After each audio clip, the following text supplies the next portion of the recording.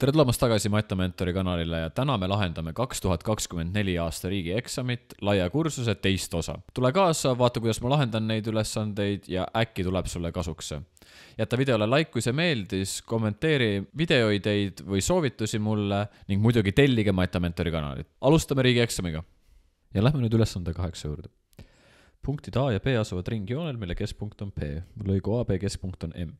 Arvutage ringjoone keskpunkti B abtsiss X. Nii, kõigepealt üritame hakata joonist tegema. Märgime ära A siis ja M-i.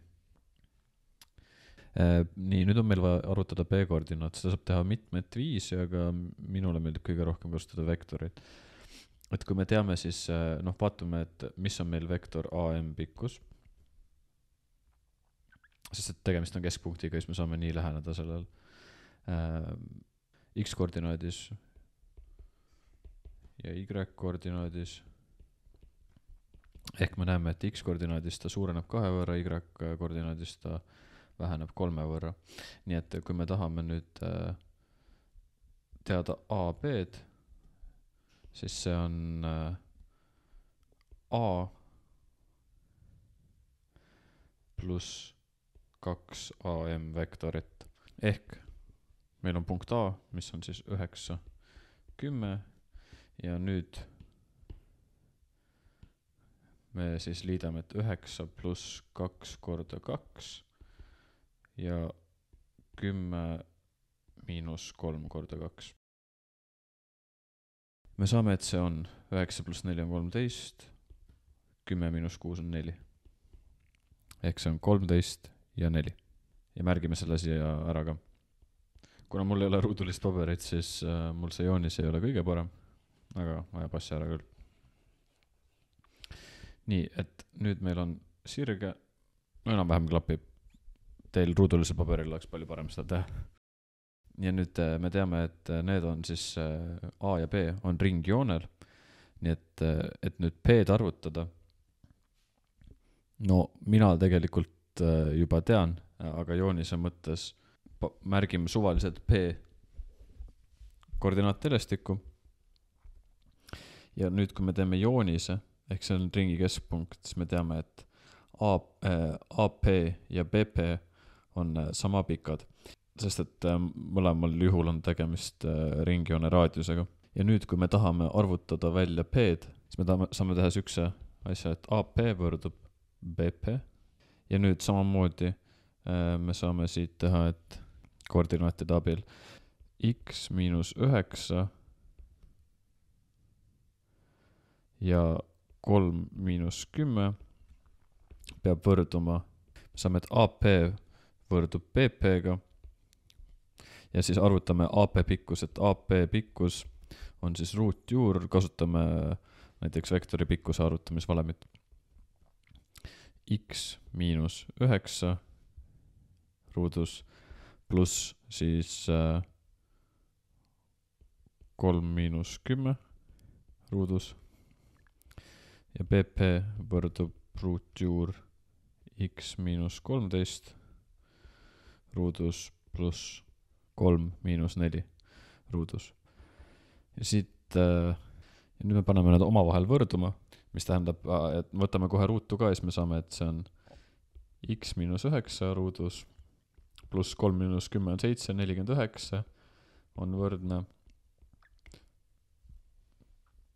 X miinus 13 ruudus pluss 1. Teeme nüüd lahti X ruut miinus 18X pluss 81 pluss 49 võrdub X ruut miinus 26X pluss, liigutan seda natuke siia poole, pluss 169 pluss 1. Nii et X ruudud meil taanduvad välja, viime X-id siis, viime kõik vasakule poole, saame, et see on 8X ja nüüd arvutame ülejäänud kalkulaatoriga. Saame, et see on 8X võrdub 40 ehk X võrdub 5. No ma ja siin tegelikult joonistasin selle juba selle õigesse kohta, et ma ei peaks seda pärast uuesti tegema, aga meil on sellisel koordinaadil. Ja nüüd tuleb kasuks see, kui olete sirkli kaasa võtnud, saate joonistada selle ringi ja saate suht täpselt joonise pealt ka asju vaadata. Nüüd lähme teise alaülesande juurde, kus koostage võrrand sirgele, millel asub lõik AB. Ja koostame võrrandi, paneme siis enda, kasutame valemit y võrdub ax pluss b, sest see on sirge. Ja me saame, et y on meil a punktis A10 võrdub a korda 9 pluss b ja punktis b on 4 võrdub a korda 13 pluss b. Ja siit näiteks võtame, et b võrdub 10 miinus 9a, paneme selle siia, saame, et 4 võrdub a korda 13 pluss 10 miinus 9a. Ja me saame, et siis miinus 6 võrdub 4a ehk a võrdub miinus 3 kahendikku, 6 neljandikku, 3 kahendikku, sama. Ja arvutame nüüd b võrdub 10 miinus 9 korda miinus 3 kahendikku, võrdub 10 pluss 27 kahendikku, 27 kahendikku on meil 13,5, eks see on 23,5 ja selle kirjutame sellega miinus 1,5. Nii et y võrdub miinus 1,5 x pluss 23,5. See on lõppvastus. Ja nüüd kolmas ehk viimane, et nüüd ringjoonel punktis A joonestatud puutuja tõus, et joonestame selle puutuja, ta kuidagi niimoodi näeb välja, punkti A, me teame, et siin on näiteks täisnurk. Ja nüüd me saame, hästi lihtne, arvutame siis kõigepealt välja sirge võrrandi AP punktides, ehk võtame kõigepealt jälle A on siis 10 võrdub 9a pluss b ja punktis P on siis 3 võrdub 5a pluss b, siit jälle b võrdub 10 miinus 9a, paneme siia, me saame, et see on 3 võrdub 5a pluss 10 miinus 9a, viime kõik mõistlikud asjad ühele poole, saame, et 4a võrdub 7 ehk a võrdub 7 neljandikku, b võite ka arvutada, aga see siin ei ole enam oluline, et nüüd me teame, et siis sirge, mis läbib punkte A ja P tõus on 7 neljandikku ja nüüd me võime seda tähistada ka näiteks K1-na ja meil on valem, kus K2 võrdub miinus 1 jagatud K1, kui sirged on risti ja siin me näeme, et tegemist on risti, kuna tegemist on puutajaga ja me saame, et see tuleb lihtsalt miinus 4 seitsmendikku ja sellega on meil ülesanne lahendatud. Ja lähme ülesande 9 juurde. Juturoboti tasuta versioon loob sekundis 8 sümbolit vähem kui selle roboti tasuline versioon. On teada, et 4500 sümboli loomiseks kulub tasulisel versioonil 2,5 minutit vähem aega kui tasuta versioonil. Alaülesanne number 1. Mitu sümbolit loob juturoboti tasuta versioon sekundis? Tasuta siis meil on x sekundis ja tasuline x pluss 8 sekundis. Sümboleid siis. Ja tasuta robotil kulub 4500 jagatud x sekundit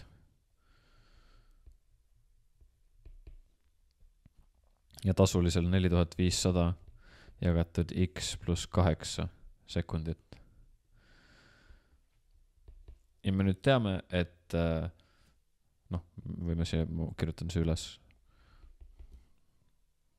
et 2,5 minutit on 150 sekundit, 120 pluss 30. Ja me teame nüüd, et 4500 jagatud x miinus 4500 jagatud x pluss 8 võrdub 150. Nii, ja siis kuidas me lahendame seda? Meil tuleb siia alla x korda x pluss 8, 4500 x pluss 3, 6, 0, 0, 0 miinus 4, 5, 0, 0 x-i.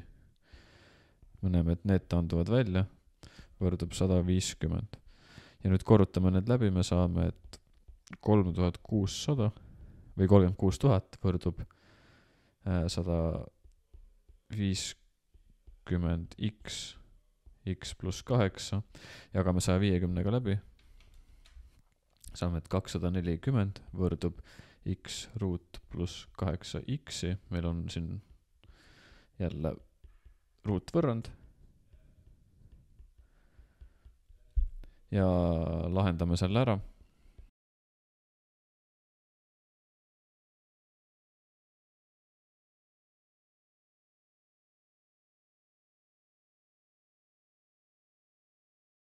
Arvutame siis, et ruutjural on 64 pluss 4 korda 240 ehk -8 pluss -32 jagatud 2-ga.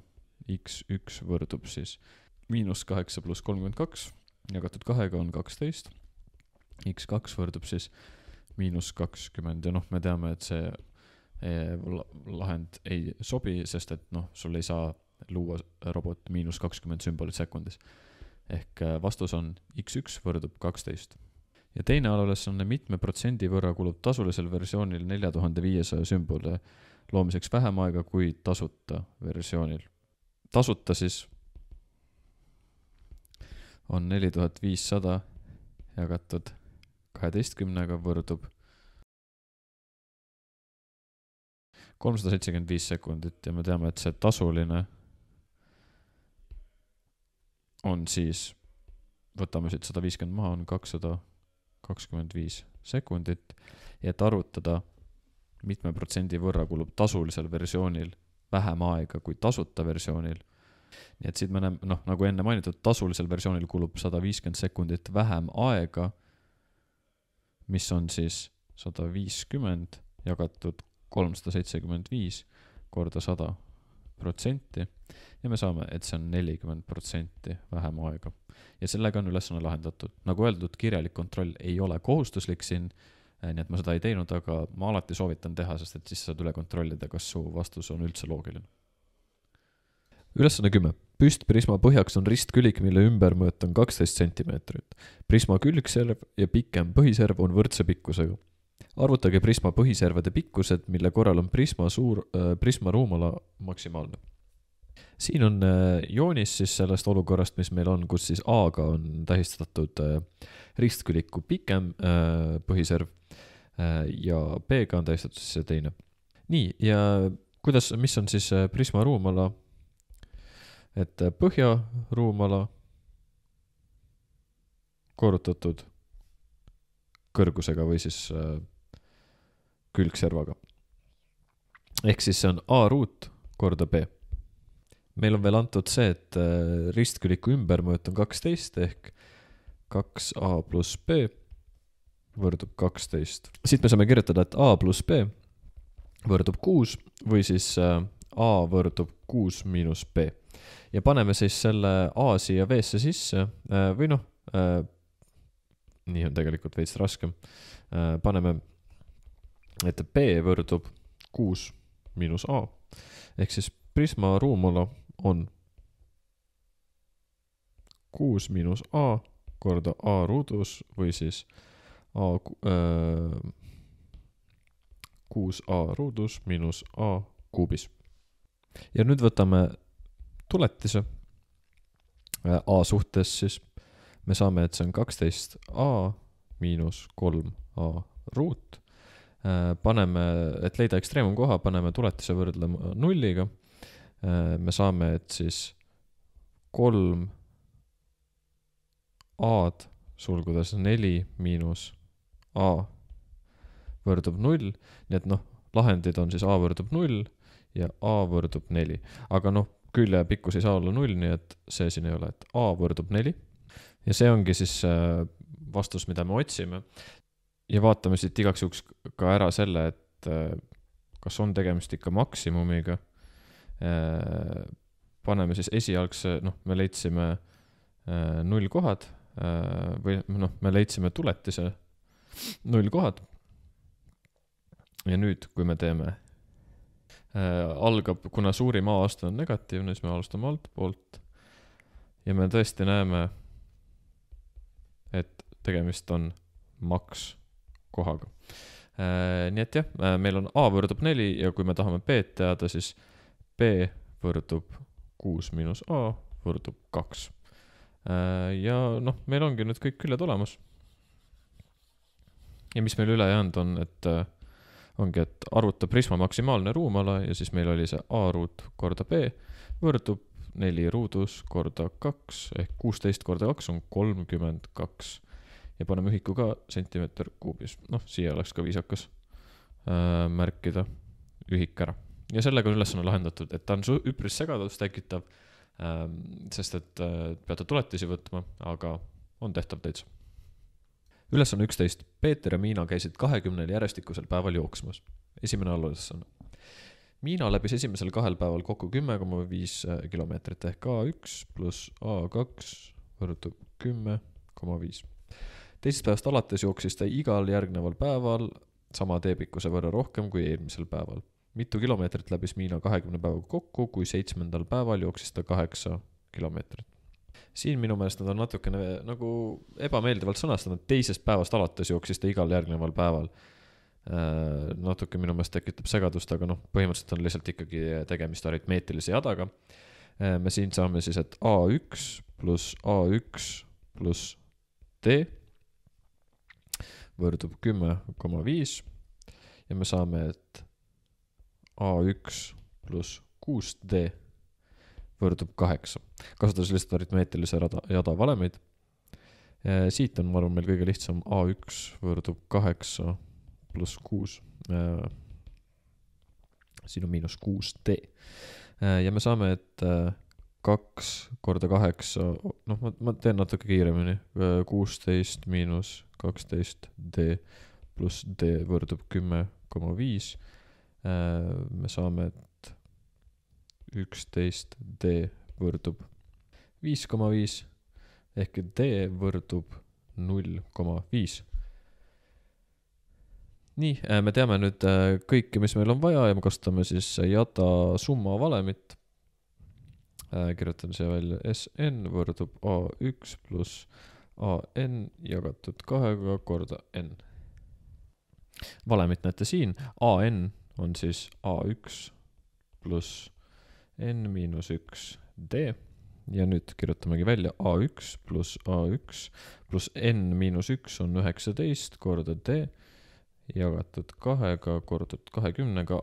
Nii, ja mis me siit saame, et A1 pluss A1 on 10, 19 korda D on 9,5 jagatud 2 kordatud 20. Arvutame siuksed asjad ikka kalkulaatoriga. See on 195. See on esimese alaülesande lõppvastus. Teine alaülesanne. Peeter jooksis esimesel päeval 12,500 sammu ja igal järgneval päeval 20% võrra rohkem kui eelmisel päeval. Mitmendal päeval ületas Peeter jooksusammude arvu päevas esimest korda 31 000 sammu. Nüüd, kuna on 20%, siis on meil kohe teada, et tegemist on geomeetrilise jadaga. Ja me teame, et A1 siis on 12 500 esimene päev. Ja nüüd me peame teadma, et millal see on suurem kui 31 000. Paneme siia ka ära, et Q on 1,2, sest et 20% rohkem.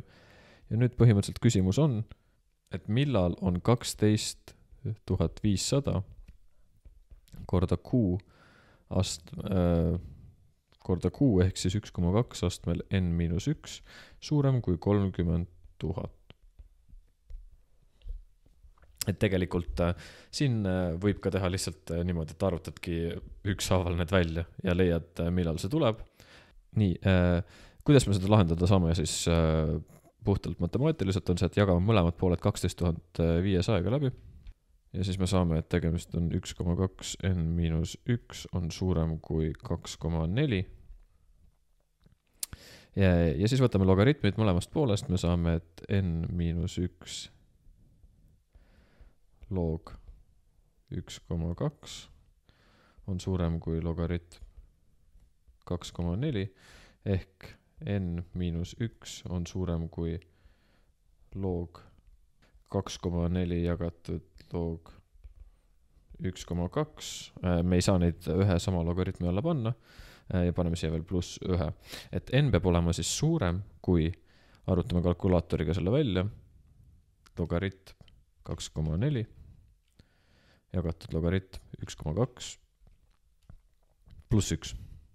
Ja see võrdub siis, et n peab olema suurem kui 5,8 ehk n võrdub 6, nii et tegemist on 6. päevaga. Ja sellega on meil teine ülesanne lahendatud. Ja võtame viimase. Kui Peetri jooksusammude arv päevas oli ületanud 31 000 sammu, otsustas ta, et ta jookseb kõikidel ülejäänud päevadel päevas 10 000 sammu. Mitu kilomeeter läbis Peeter 20 päeva kokku, kui tema keskmine jooksusammu pikkus oli 100 sentimeetrit. Okei. Peeter siis jooksis rohkem kui 31 000 sammu 6. päeval. Ehk me peame arvutama siis selle jada summa ehk S6. Vaatame, mis on ka geomeetrilise jada valem. Siis S6, võtleme SN võrdub A1 sulgudes Q astmel N-1 jagatud siis Q-1. Ehk S6 meil on S-al päeval 12 500 korrutatud 1,2 astmel 6-1 jagatud 0,2. Arvutame kalkulaatoriga ära, mis see teeb. Ja see on 124 124. Päris huvitav number. Nii, ja siis ülejäänud päevadel ta läbis 10 000 sammu, ehk meil on kokku siis, teeme S14, sest 14 päeva on jäänud, on lihtsalt 10 000 korda 14 võrdub 140 000. Ja kokku on siis 124 124 pluss 140 000 võrdub 264 124. Ja see on siis sammud 20 päeva jooksul ja sammu pikkus on siis 1 meeter ehk me peame 1 meeter või 100 sentimeetrit ehk siin on tegemist meetritega ja siis me saame, et see on 264,124 kilomeetrit. Ja see on ülesande lõppvastus. Võib ka muidugi ümardada. Ja lähme nüüd 12. ülesande juurde, mis on ka viimane ülesanne.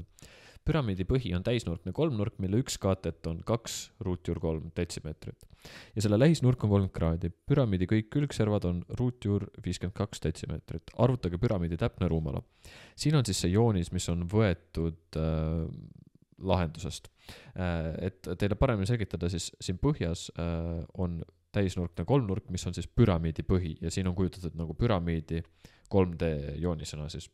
Nii, võtame, et meil on siis B on 2√3, sest et see on kaatet täisnurksel kolmnurgal. Ja siis alfa ehk lähisnurk on 30 kraadi. Mis me nüüd teeme? Meil on vaja leida põhjapindala esiteks. Ja kuidas me seda teha saame? Täisnurksel kolmnurgal hästi lihtne.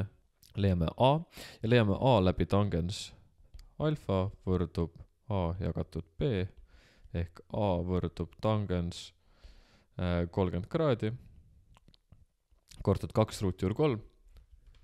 Tangens 30 on siis √3 jagatud 3-ga korrutatud 2√3. √3 annavad meil kokku 3 ja siis me saame need välja taandada ja võrdub 2.